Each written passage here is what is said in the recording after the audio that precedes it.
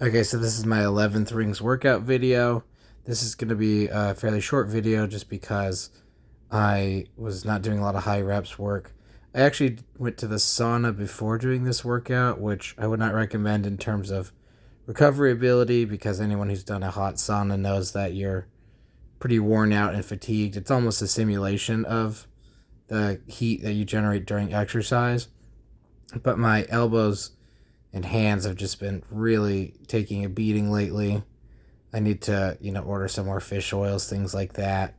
But I just knew that I needed to do something to get the kind of tense muscles loose enough that I could actually train. So I was willing to sacrifice oh my God, these look so stupid. The frog straddle position is the more advanced one after doing the L-sit front lever rows, but it does look pretty absurd. I'm not quite strong enough to do straddles quite yet, and then I'm doing some inverted pike rows. These really, I don't know if they're upright rows at this point. I feel like there's so much upper back involved, but that's not necessarily a bad thing. So naturally the reps were low because I just was fairly fatigued from the sauna. I still felt fairly strong though. I think I've just been leaning out a little bit as I've focused more on, integrating lifting weights back into the gym. I've started some barbell training again after probably a several year hiatus. So I've just been able to get a lot leaner just from that increase in intensity. I find for myself that I get lean from high intensity training. That seems to be just genetically what I respond best to. So I'm about 209, 210 right now in this, which is, a few pounds lighter. So hopefully I'd be able to get very lean while not really doing too much to actually change it other than changing my training. That would be kind of a nice added bonus. So the nice thing with being slightly lighter was that even though I was fairly fatigued, I actually was moving fairly well. I think I've also just been spending enough time with these movements that they really aren't as demanding anymore. Like, even on my worst days, I can crank out at least a few reps on stuff, which is good. I would like to get into the higher rep territory with some of these vertical pulling movements. Here's my buddy here. He's just my training partner. He's just cranking out a bunch of reps like normal. He's just always a good frame of reference. And he always crushes me with his strength endurance feats.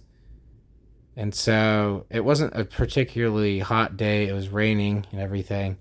So there's not really anything that was fatiguing me other than the residual sauna, which I had done like maybe 10, 15 minutes before. I basically did the sauna and then drove right over to do the training session. And he's still going. Pretty impressive.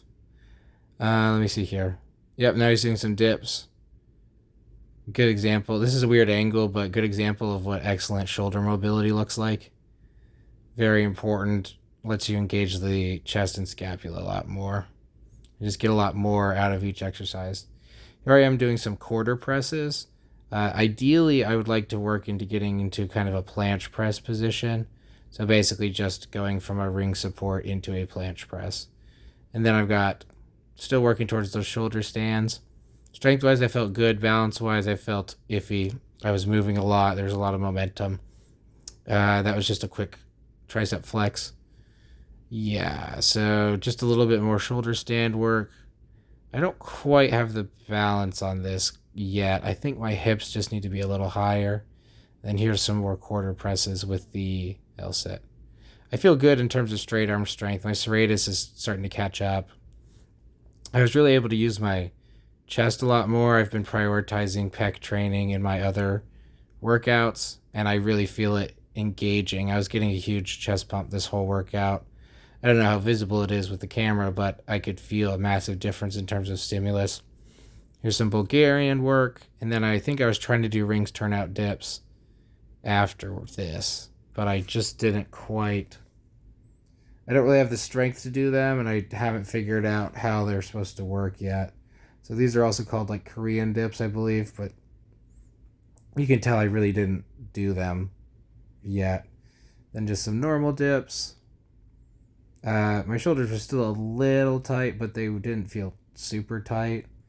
That was just me trying to do a different variant to the dip, but my triceps failed.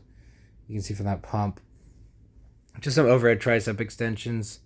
When in doubt, just do these. These are probably the best arm isolation you can do with calisthenics for the triceps. Building the long head of the triceps is especially important if you're doing mostly calisthenics, because it's going to be the hardest to stimulate. You generally are going to build that with like overhead vertical pressing, but that's not in the cards necessarily for everybody until you get to a decently strong level and you can do pike push-ups and maybe handstand push-ups. I always just try to do the tricep isolation because I really don't do that much strict vertical pressing with calisthenics. I do it for the barbells for Olympic lifting. Here I am just messing around with pigeon curls. I didn't quite get what I wanted. And this is like a chest isolation thing I'm trying to take from Vince Gironda workout. I have not figured out how to do this. I think these are called like half laterals with the scoop. I've just straight up not figured out how to do this. I don't know how to maintain tension. I think I'm getting there. It's supposed to be a chest isolation, so I'm at least getting some chest engagement.